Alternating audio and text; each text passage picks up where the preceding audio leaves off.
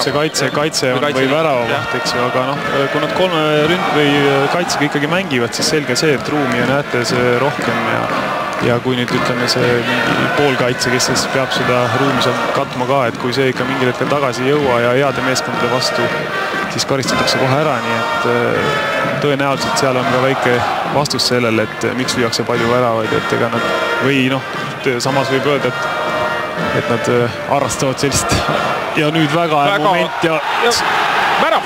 Eesti koondis on juhtimas mängu, on pall käis väravas. Aga kuidas see välja põrkas? Eesti koondis juhib kohtumist 1-0. Täiesti vabaks oli jäetud Stepanov oli esimesel momendil, kui värava tagapostis.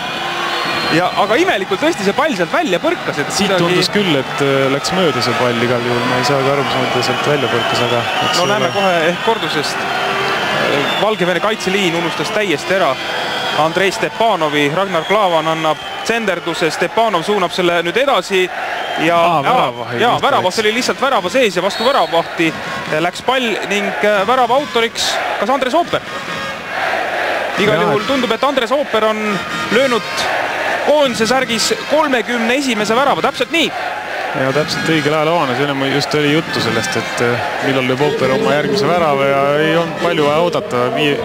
Järjest vigastuste nahka ja vaata, et põhiväravahiks kerkis teie klubimees Artur Kotenko, siis sel aastal on ikkagi numbrid selgelt Mart Poomi kasuks.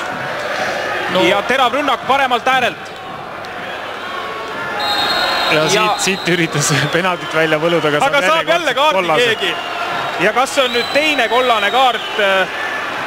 Ja ongi number 11, Sergei Kornilenko saab teise kollase kaardi, lisaks läheb veel, võtab kohtunikul jõuga varukast kinni.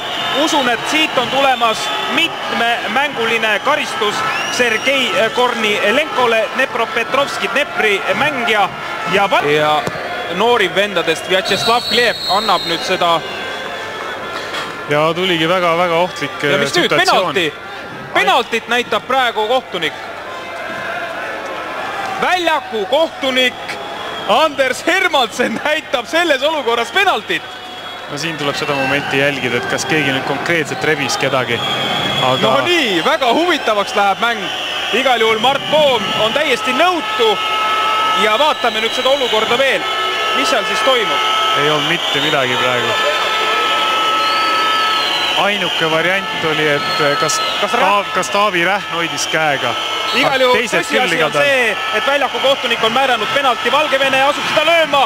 Ei mingit võimalust Mart Poomile ei jäetud. Vjatšeslav Gleb viigistab mänguseisu, sinu sõnad said praegu teoks. Sinu hoiatus. Ei oleks pidanud ütlema seda eest.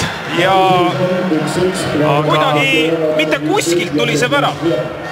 Ja, et tihti peale see jalgpall lihtsalt selline on, et ja muidugi suurepäraselt sooritatud penalti, mitte mingit võimalust seal ristnurka löödud. Nii et mänguseis viigis Andres Ooperi tabamusele esimesel poolajale vastas kiirelt tuli hoopis karistus meile ja nüüd see 1-1 viigiseis tuleb öelda nii rõba, nii mjassa, kui kasutada venekeelset terminit. Tegelikult ei ole see vist kummalegi meeskonnale praegu selline väga hea tulemus, ehk jah, Valgevene peaks praeguses seisus juba viigiga rahul olema, aga meie võimalus Ooper ja värav! Eesti koondis juhib 2-1 oma teise värava tänases mängus on löönud Andres Ooper. No siin peab väravvaili aitäh ütlema, et ta selle palli sisse endal imes. Aga löök oli hea ja tugev ja oli õnne natukene. Nii et kui Andres Ooper lööb, siis lööb ikka mitu korraga. Viimati lõi eelmise aasta oktoobris Luksemburgi vastu 2 väravat. Täna samuti 2 väravat. Et nüüd hooaja lõpus selline avanemine toimus.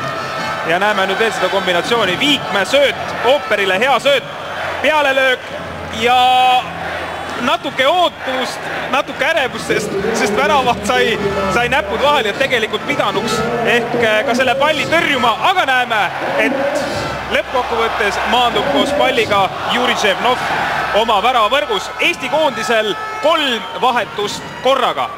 Väljakult ära Sergei Terehov, tema asemel platsile Andrei Sidorenkov. Väljakult ära tuleb siis Aleksandr Dmitrijev tema asemel platsile Tarmo Neemelo ja välja